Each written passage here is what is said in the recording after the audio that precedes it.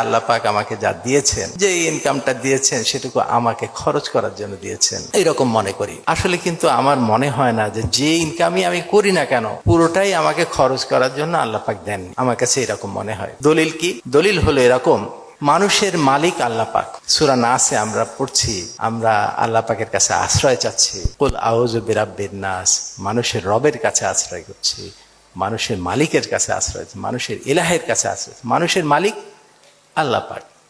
দুনিয়াতে দেখেন, আপনি যদি 10টা গরুর মালিক হন, যে গরু থেকে যা উৎপাদন হয় কে ভোগ করে?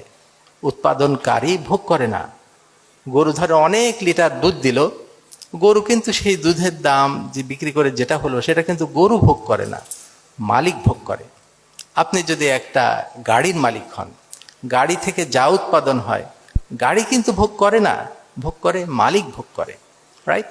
তাহলে আমার মালিক যদি আল্লাহ পাক হয়ে থাকেন, তাহলে আমার থেকে যা উৎপাদন হবে তা ভোগ করবেন আল্লাহ পাক। আমি কতটুকু ভোগ করব?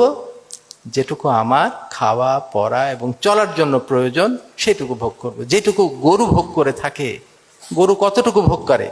সে তার খাওয়া, আশ্রয়, এইটুকুতে যে খরচ হয় সেটুকু সে ভোগ করে, বাকিটুকু কিন্তু মালিক ভোগ করে থাকে, রাইট?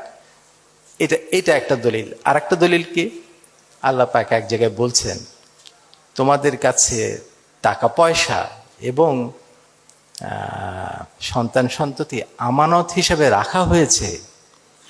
আমানত। এখন আমানত মানে কি? আমরা কোথায় দুনিয়াতে দেখেন, কোথায় আমরা আমানত রাখি? টাকা পয়সা আমরা ব্যাংকে আমানত হিসাবে রাখি, রাইট?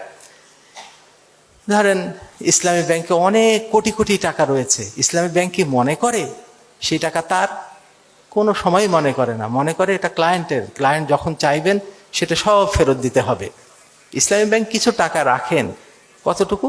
যেটুকু সার চলার জন্য প্রয়োজন, বাকি টাকা মালিকের। তো আল্লাহ পাক নিজে বলছেন, টাকা পয়সা আমার কাছে যেটা দিয়েছেন সেটা আমানত হিসেবে রেখেছেন, আমি শুধু সেইটুকুতে ওইটুকু খরচ করার অনুমতি দিয়েছেন যেটুকু মধ্যম পন্থায় আমার চলার জন্য প্রয়োজন, বিলাসিতা করার জন্য বলেননি। আজকে আমার ধরেন মনে হয় যে এই মাসে আমার তো অনেক ইনকাম হলো, এক সময় কিন্তু মনে হতো, আমারও এরকম ফিলিংস ছিল, আচ্ছা তাহলে আমার গাড়িটা বদলাই, আমার ফ্ল্যাটটা ছোট হয়ে গেছে বড় করি, আমার বিদেশে একটু ঘুরে আসি, অপ্রয়োজনীয় খরচ করে আসি। আল্লাহ পাক তো আমাকে এটা দিয়েছেন এটা খরচ করার জন্যই। আমার কিন্তু মনে হয় না। দলিল কিন্তু এই দুইটা থেকে বোঝা যায় যে পুরো টাকাই আপনি খরচ করতে পারবেন না, আপনি ওইটুকুই খরচ করবেন মধ্যম পন্থায় জীবনযাপনের জন্য যেটুকু প্রয়োজন, বাকি টাকা ভালো কাজে ব্যয় করতে হবে। বাকি টাকা ভালো কাজ। এখন ভালো কাজের ডেফিনেশন কিন্তু আগে বলে গেছি। আমাদের ডাক্তারি ভালোভাবে নিখুঁতভাবে করার জন্য কতগুলি আমাদের ভিতরে ডিপেন্ড করে, যে আমি কিভাবে পড়াশোনা করছি, কিভাবে ট্রেনিং করছি, কিভাবে কাজটা করছি, এগুলি।